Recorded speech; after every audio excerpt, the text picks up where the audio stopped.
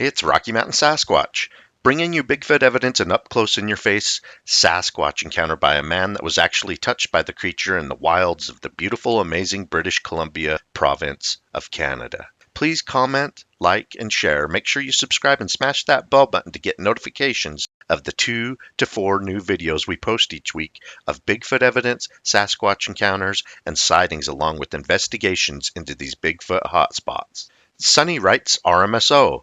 I was always skeptical and had some belief in Sasquatch, but once I seen this, the hairs on the back of my neck stood up. Now there is no changing my mind. They are out there, and more than we ever know. I've seen footprints in these same locations several times. I don't document them because I don't want to draw attention to the area, and location will not be told. However, he did say it was in the province of British Columbia, large province, so it doesn't really narrow it down. Sonny continues, there are multiple here. I just only took pictures of the clearest track. There was a right, left, right coming out of the water, then they disappeared because of the solid ground. I seen 3. The prints were coming out of a very deep hole, at least 7 feet deep, and the first step you can see where its heel slid in the mud. Then the good picture I got is where its left foot got onto the flat ground, and the third print was very faint. It was on solid ground, but you could just make it out. RMSO responds, nice shape. I like how it was in the water. How long and wide is it? Sonny continues, I'm a size 10.5 in wader boots. I didn't get measurements on it. Just took a quick picture and carried on fishing. I want to say 15 inches or more. I don't know exactly. That's still a young one on his way to being a big one. I've seen massive tracks in the same area, probably a young one with its mom or dad for sure. Where I've seen this footprint, I've seen many more in the area. I think a few of them stay in the area all year around. It's a perfect place for them, and it's nearly untouched. I have left apples and little things for them before. This man was actually touched by the creature in the Kootenay region of British Columbia. Please comment, like, and share. Make sure you subscribe and smash that bell button to get notifications of the 2 to 4 new videos we post each week of Bigfoot evidence, Sasquatch encounters, and sightings along with investigations into these Bigfoot hotspots. Daniel M. writes RMSO. Hi, my name is Daniel. I heard in a video of yours that I watched that people could email their sighting to you, so I'll begin. It took place in 2014. I was hunting in the Kootenay region. I used to do this every year when it was open season. I was using a ghillie suit and scent killers. I still remember the exact hour that this happened. It was 4:38 p.m. I put bait in the ground and I was in the bushes waiting for a bear to show up. I spent minutes crouching there when I felt a pat on my right arm. I got spooked and looked right, and there was a huge man right beside me, crouching with me. I stood up and he stood up too. We were facing each other, just like 80 centimeters from each other. Its appearance was the most bizarre thing I've ever seen. It was taller than me. I'm 1.97 meter tall man, which is 6'4". I'd say his height was 2.15 meters, which is 7.5 feet tall.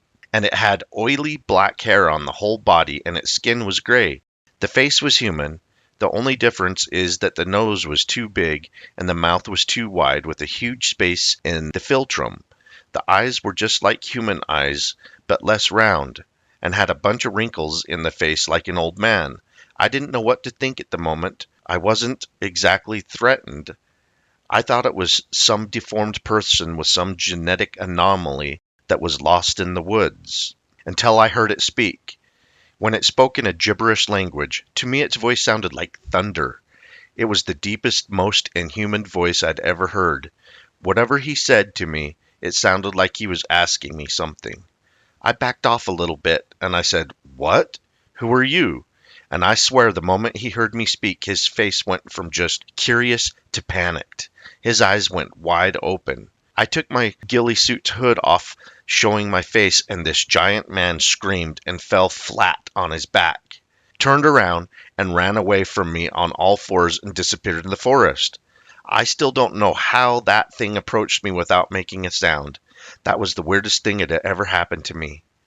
After thinking about it for years, I came to the conclusion that I saw a Sasquatch, and I find it curious that he seemed to mistake me for one of his kind because of the ghillie suit. What bothers me about all of this is how scared he was of me after he heard my voice and saw my face without the hood. I know what I saw. The face I saw had human expressions. Wasn't normal, but it had feelings, and the face he made when he saw my face was of someone staring death in the face. RMSO responds, sounds like it thought you were another Bigfoot until you spoke. What part of the Kootenay region did this happen in, Canada or the US? Daniel continues, it happened in British Columbia, Canada. Where I live, there is a region called the Kootenays. It all happened in there. I don't remember the exact location in the region because I was guided by a hunter who showed me the location where I could hunt and he marked the place so I wouldn't get lost. This sighting really marked me. The face the Sasquatch made makes me think of a person who got caught by surprise. You know, when that man saw my face, it really felt like he thought I was going to kill him because he fell to the ground and took that four-legged stance. He even extended his arm in my direction like when a person tries to push away something that is about to attack. You know what I'm talking about, right? I've read stories about Sasquatch hiding from people, and when spotted, they would run away. I think getting too close to normal people is not a good thing in their vision. I think the fact that I'm a tall man, like I said, 6'4" tall, played a part in the Sasquatch thinking that I was another one. I hope you guys enjoy the Bigfoot evidence that we showed in the British Columbia province and this guy's up close sighting. You can't get any closer than a Bigfoot coming up and patting you on the arm. The reaction the creature made is obvious why these things avoid people. They are scared to death of us. Don't blame them. I hope you guys enjoyed. Keep on watching. We're going to keep on squatching. This Canadian province, British Columbia, has a long history of Bigfoot sightings. One of my favorite was the Albert Ostman incident around 100 years ago in 1924. Albert was a gold prospector that was scooped up in his sleeping bag by a large male Sasquatch and carried by the creature for a few hours, then kept by this large creature and his family. The adult female and two tall but thinner juveniles. The young ones were a boy and a girl. It seems they were keeping Ostman as a novelty item or a pet. He feared he may in fact become dinner.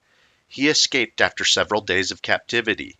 After going public with his story, Albert faced cross-examination by some of Canada's best interrogators who claimed, even if this did not happen to Ostman, he believes it to be.